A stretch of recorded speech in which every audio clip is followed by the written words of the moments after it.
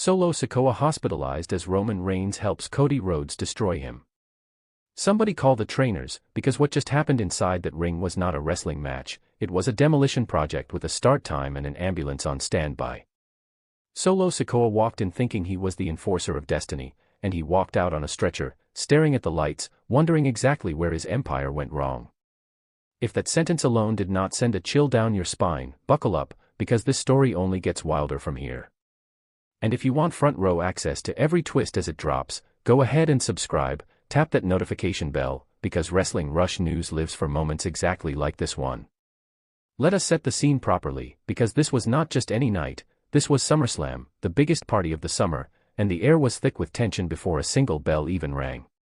Cody Rhodes stepped into that ring carrying the weight of history on his shoulders, still riding the momentum of finishing his story at WrestleMania XL, still the man who dethroned Roman Reigns after years of chasing a dream everybody said was impossible.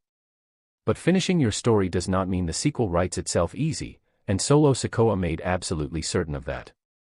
Solo has been a wrecking ball with a grudge, the kind of competitor who treats every match like a personal vendetta, and tonight he brought every ounce of that intensity into the ring against Rhodes.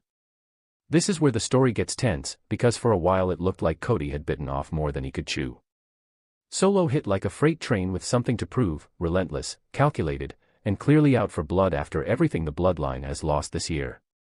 But then, in a moment that silenced the entire arena for one full beat before erupting into chaos, the lights shifted and out walked a face nobody expected to see so soon. Roman Reigns, the tribal chief himself, appearing for the very first time since losing his throne to Cody at WrestleMania. Think about that for a second, the men who once ruled this business with an iron fist, who built an empire off fear and family, suddenly standing ringside during the biggest match of the summer. Nobody knew if he came for revenge, redemption, or just to watch the chaos unfold from the front row. Spoiler alert, it was none of the above, and that is exactly what made this so delicious. Roman was not there to reclaim anything from Cody. He was there because Solo Sikoa has spent months disrespecting the very bloodline that made him relevant in the first place. Loyalty in that family has always been a currency, and Solo overspent his a long time ago. So when Solo turned his back for just a split second, distracted by his own arrogance, Roman struck like a predator who had been waiting patiently for exactly this opportunity. The spear that followed was not just physical, it was symbolic, a message sent loud and clear that betrayal in that family always comes with consequences, no matter how big you think you have become. Solo hit that mat like a building collapsing in on itself, and medical staff rushed the ring within seconds. This is the part where casual fans gasped and hardcore fans immediately understood the significance, because this was not scripted violence for shock value alone, this was years of tension finally boiling over in the most brutal way possible. Cody Rhodes, ever the opportunist when the moment calls for it, wasted no time capitalizing on the chaos Roman created.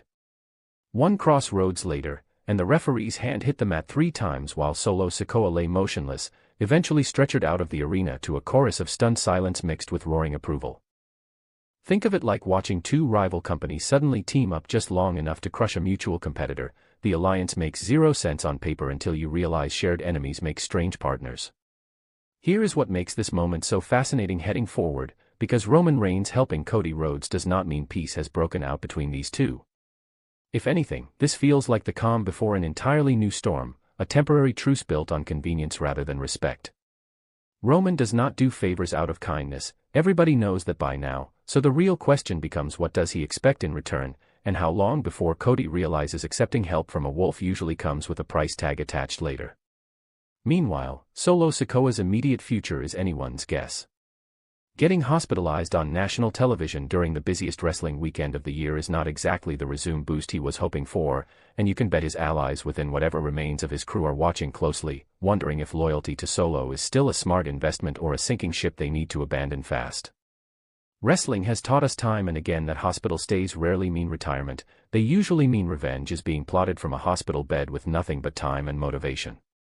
This is the beauty of storytelling done right, one match containing power struggles, betrayal, opportunism, and a surprise alliance that rewrites the entire landscape moving forward.